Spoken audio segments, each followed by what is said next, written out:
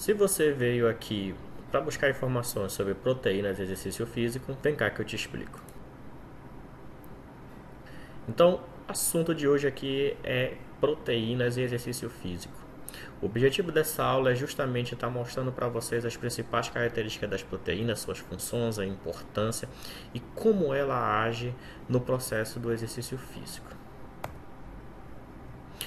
Vamos lá. Característica das proteínas. Galera, nós sabemos que o nosso corpo é formado na sua grande maioria por água. Um homem ele tem aproximadamente 65% de água, enquanto a mulher tem um pouco menos, 60%. Mas vamos colocar aqui por média que o corpo humano é formado de 65% de água. Já que nós somos formados de 65% de água, 18% é formado de proteínas, enquanto que o restante 17% é dividido entre gorduras, carboidratos e outras substâncias. Então, podemos perceber que na matéria orgânica nós somos formados principalmente por proteínas. Em primeiro lugar são as proteínas, em segundo lugar as gorduras e depois aproximadamente 4 a 5% de carboidratos.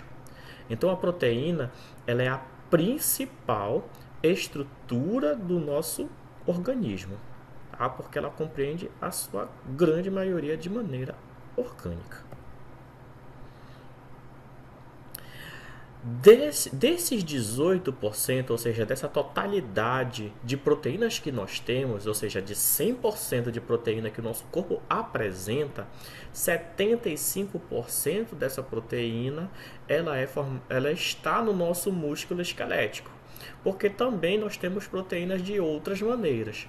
Nós temos proteínas que circulam pelo nosso sangue, por exemplo, a proteína das hemácias, as proteínas das enzimas, proteínas que se encontram circulando pelo nosso sangue, se encontram nos nossos ossos, nos nossos ligamentos, mas a grande maioria das proteínas elas estão localizadas no nosso tecido muscular e esquelético. Então é importantíssimo a gente saber disso. Então, qualquer tipo de ação que a gente vá fazer no nosso músculo esquelético, ela vai ter uma consequência direta nas nossas proteínas. E também o que a gente consome de proteína, a nossa dieta, se ela vai ser rica em proteína ou não, também vai afetar diretamente a saúde do nosso músculo esquelético. Então, de quanto mais ou menos de proteína que você precisa consumir ao dia para que você possa suprir as suas necessidades? Diferente do que a gente possa pensar, porque olha, já que então a proteína, nós temos o maior percentual dela no nosso corpo, então quer dizer que eu tenho que comer mais proteína que qualquer outra coisa para manter esses 18%. Não é bem essa a ideia. Na verdade, se a gente for pensar numa dieta integralmente 100% de alimentação, ao qual eu vou colocar carboidrato, lipídio e proteína como os principais macronutrientes, as proteínas elas têm apenas uma necessidade de 10 a 15%. Então elas não chegam nem a 25% na nossa dieta total. Tá legal? Na verdade, o principal nutriente que nós precisamos ingerir são os carboidratos, depois as gorduras e por último as proteínas. Então ele é o terceiro principal macronutriente que deve compor a nossa dieta diária. Então nós não temos uma necessidade tão grande de consumir proteína como a maioria das pessoas pensam. Vamos imaginar duas situações.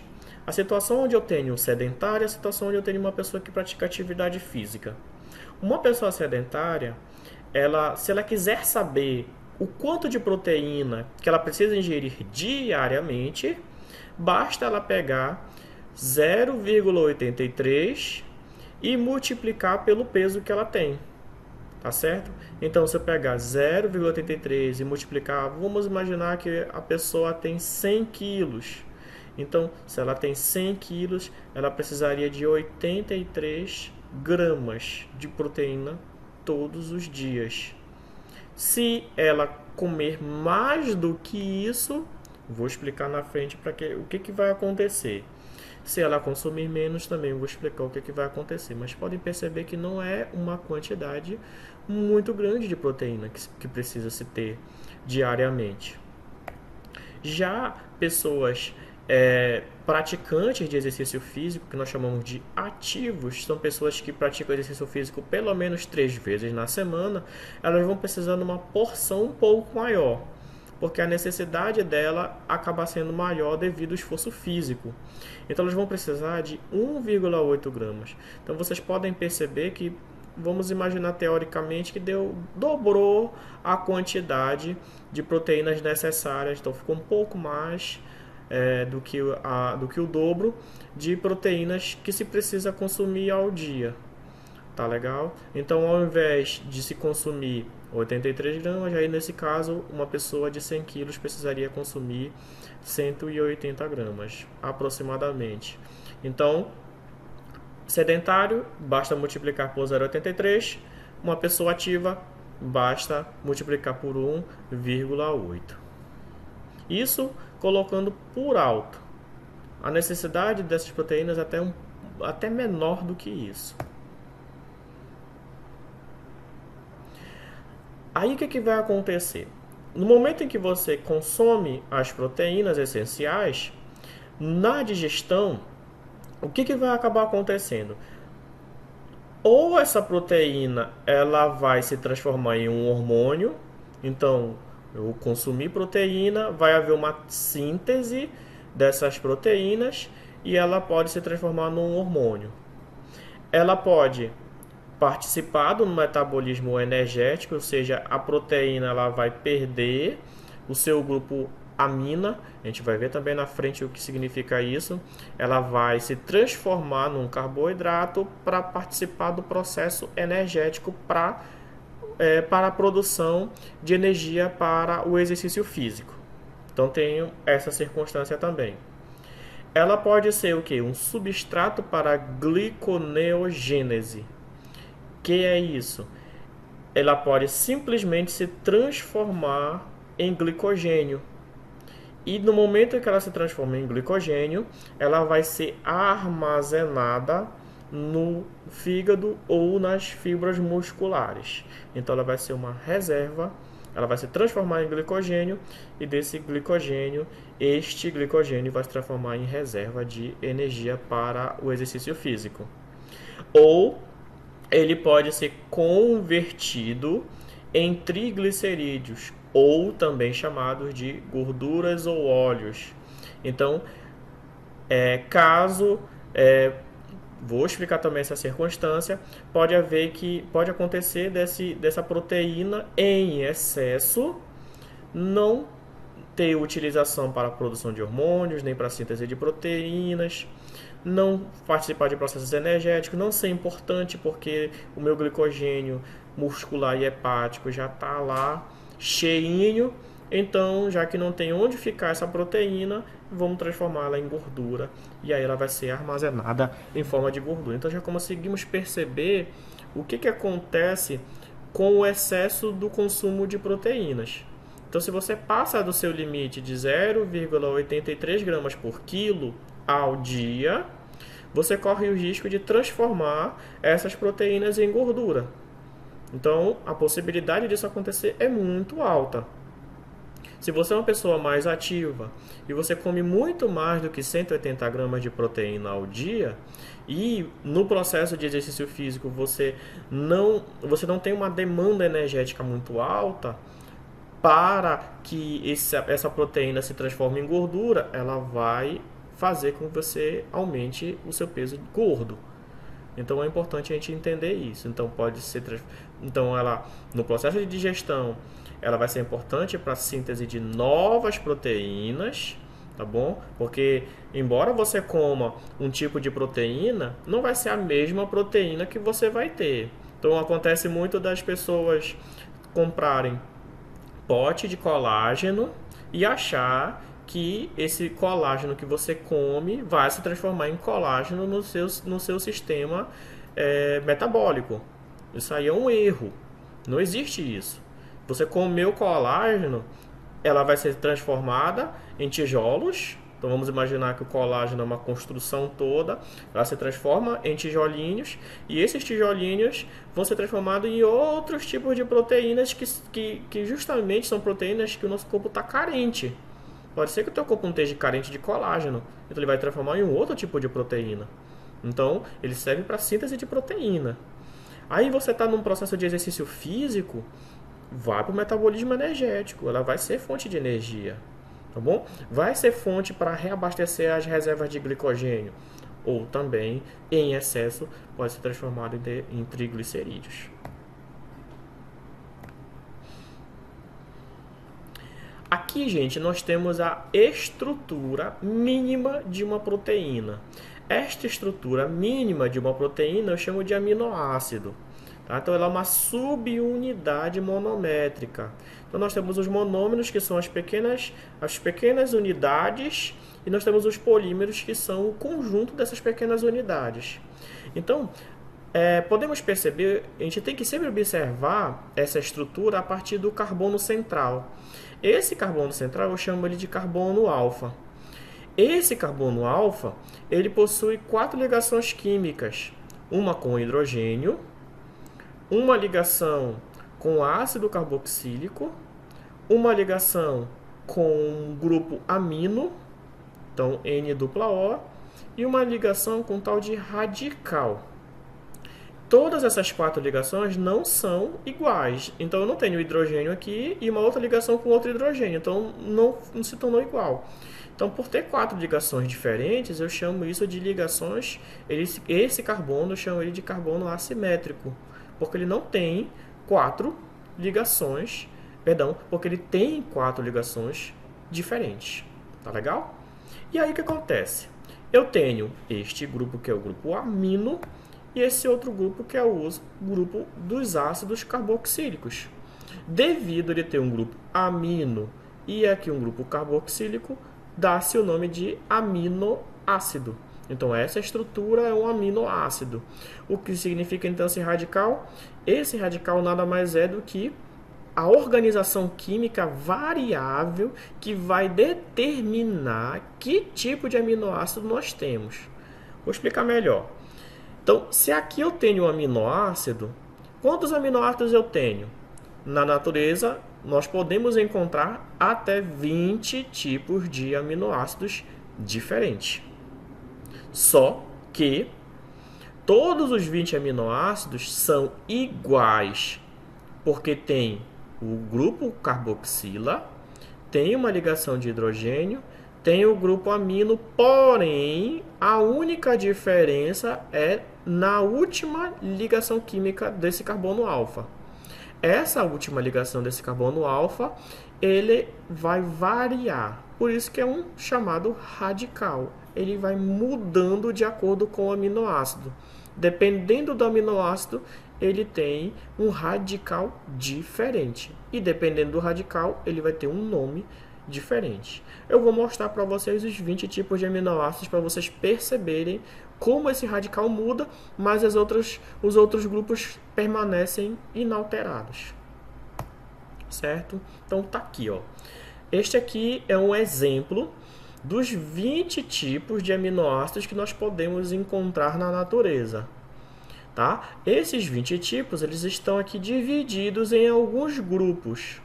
Por exemplo, aqui eu tenho o primeiro grupo, que são os aminoácidos laterais hidrofílicos de cadeia elétrica positiva. Então, estão carregados positivamente aqui. Enquanto que aqui eu tenho o de cadeia negativa. Esses aminoácidos hidrofílicos, eles têm uma alta afinidade de se agregar à água. Então, são aminoácidos que têm afinidade à água, são aminoácidos que se agregam com facilidade a moléculas de água, ao meio aquoso, que a gente podemos dizer. E aí, os aminoácidos podem ser chamados de 3 maneiras. Ele pode ser chamado pelo próprio nome, por exemplo, arginina, histidina, lisina, mas também eu posso chamar ele de uma forma abreviada. No caso, a arginina é o ARG ou o R. Histidina é o HIS ou o H. Então, em livros, em certos artigos, principalmente em artigos científicos, se usa a abreviação de 3 letras, né? Então, HIS, LYS para lisina, mas também podemos colocar o K. O K significa lisina. E aqui observe, gente, ó, amina, o hidrogênio, grupo carboxila, o que foi que tornou-se diferente do segundo e do terceiro, ó. Todos são semelhantes, ó. Aqui no outro também é semelhante. O que mudou foi o radical. O radical é diferente desse, que é diferente desse, desse e de todos os outros 20 aminoácidos, tá bom? Então, ele só tem a arginina porque eu tenho aqui esse grupo que diferenciou ele, tá? Aqui, por exemplo, eu tenho a glicina, eu só tenho o quê? Um hidrogênio, é o mais fácil de se saber, ó. Eu tenho um hidrogênio aqui, eu tenho a glicina. Então, se tiver, tá? Então, aqui eu tenho agora aminoácidos com cadeias laterais polares e não carregadas, que são os hidrofílicos também, mas aqui as cadeias já não são carregadas. Aí eu vou ter a serina, treonina, asparadina, glutamina, tirosina. Alguns casos especiais, que eles são como se fossem aminoácidos hidrofóbicos, mas não são. São meio hidrofóbicos, que é a cisteína, a glicina e a prolina. E os aminoácidos hidrofóbicos são aqueles que não têm afinidade ao meio aquoso, que vai ser a alanina, isoleucina, leucina, metionina, fenilalanina, triptofano e valina. Então, no ensino médio, geralmente a gente ouve muito falar da fenilalanina, a gente ouve falar geralmente da glicina. Deixa eu ver mais. Cadê o ácido glutâmico? Tá aqui, ó. Ácido glutâmico, geralmente a gente ouve falar. Arginina para atletas. Muitos atletas precisam de arginina para dar disposição à prática esportiva, né? Já os outros não são tão falados assim, mas basicamente são isso. E aí a gente vai ver agora algumas outras importâncias desses grupos, desses 20 tipos de aminoácidos.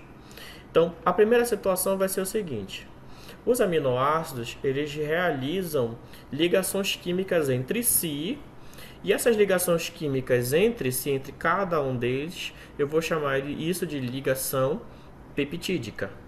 Então, o nome dessa ligação é uma ligação peptídica. Como é que isto vai acontecer? Vamos observar essa imagem aqui.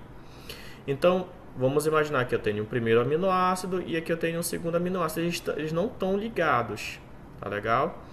Sempre, para haver uma ligação peptídica, eu preciso unir o grupo ácido de um aminoácido com o grupo amina do outro aminoácido. Sempre vai haver isso. Por que que aqui esse grupo amina está marcado de amarelo e esse grupo carboxila está marcado de amarelo aqui? Vamos observar por quê. Olha só.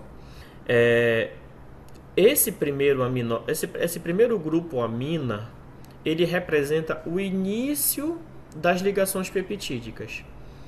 Então, ele é o primeiro amino, enquanto que este aqui, esse ácido carboxílico, ele significa o quê? O final da ligação peptídica. Então, aqui ele é o primeiro aminoácido que se ligou, então ficou esse grupo amina de fora. E aqui a representação do último aminoácido que se ligou. Então, esse grupo carboxila ficou de fora. E aí, essa primeira amina essa primeira amina que não se liga a ninguém, eu vou chamar aí de N-terminal, tá? Então, N-terminal. Então, foi um terminal que não teve ligação peptídica. Então, todo o grupo amina que começa uma ligação peptídica, ele é chamado N-terminal. Tá legal? Todo aminoácido que termina a ligação peptídica e tem um grupo carboxila vago, eu chamo de C-terminal. Então, o C-terminal é o carboxila do último aminoácido. O N terminal é a amina do primeiro aminoácido. Tá bom? E aí vamos agora observar como acontece a ligação peptídica.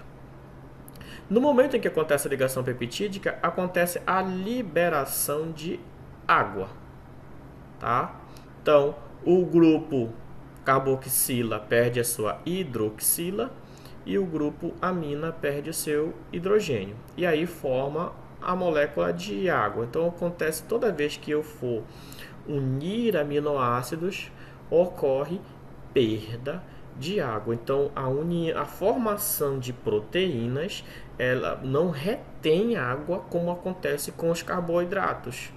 Ela, ao contrário dos carboidratos, ela é uma reação química de desidratação, de perda de água. Isso é muito importante.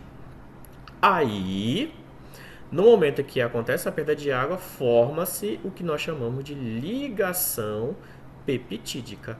E aqui agora eu vou deixar de chamar isso aqui de aminoácido e eu vou chamar esta molécula toda de um peptídeo. Quando eu tenho 2 peptídeos, eu chamo de dipeptídeo. Quando eu tenho 3 é tripeptídeo e quando eu tenho de 4 em diante eu tenho polipeptídeo. Então essa é a diferença na nomenclatura, tá certo? Entre as ligações peptídicas. Aí, dentre esses aminoácidos, esses 20 tipos, eu vou ter uma divisão entre essenciais e não essenciais.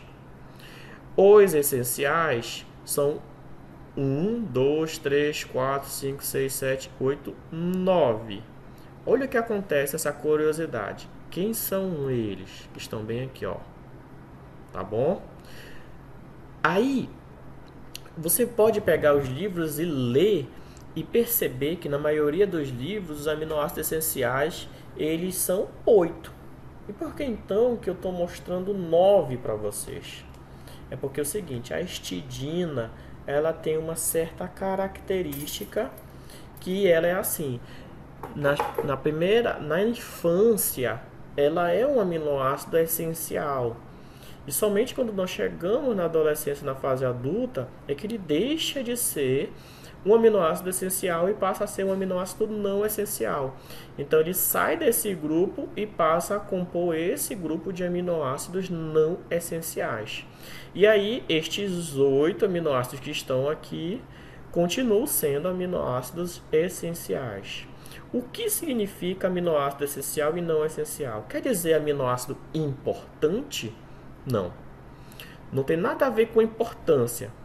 Quer dizer que todo elemento é essencial, todo alimento é essencial, são macromoléculas que o nosso corpo não é capaz de sintetizar. Então, o nosso corpo não é capaz de produzir uma leucina. E nós precisamos de leucina. Nós precisamos de uma fenilalanina. Então, nós precisamos absorver essa fenilalanina no nosso alimento de forma exógena para podermos não ter esse tipo de problemas, tá certo? Já esses aminoácidos que estão do lado direito, que são os não essenciais, são aqueles que o nosso corpo é capaz de produzir. Então nós não precisamos desses aminoácidos na nossa dieta. Basta você buscar no alimento externo, carne, ovos, vegetais, leite, queijo, nesses tipos de alimento, os aminoácidos essenciais. Então são esses: histidina, lisina, treonina, a grande maioria dos aminoácidos hidrofóbicos, fenilalina, metionina e assim por diante. Esses são chamados aminoácidos essenciais. E aí as principais fontes dietéticas de proteínas são do ovo até a batata inglesa. Aí, a se destacar o ovo, olha só a classificação dele: 100, máximo. O que quer dizer isso? Quer dizer que o ovo ele é o alimento ideal para se obter todos os aminoácidos essenciais. Quando você come um ovo, você está adquirindo todas as proteínas necessárias para o seu dia. Então, esse é o poder de nutrição que o ovo nos dá. Em segundo lugar, nós temos o peixe com 70%, uma carne magra com 69%, tá bom? E assim por diante. Então, aqui é a classificação, né, da necessidade, né, na verdade, do teor nutricional que cada alimento tem. Tá legal? Já a batata inglesa já tem um teor de carboidrato bem menor, apenas aqui, ó, 34%. Então são os principais alimentos que nós precisamos ingerir. Pode perceber também aqui uma coisa interessante, é que o arroz integral ele tem só um pouquinho a mais de proteína do que o arroz branco, ó.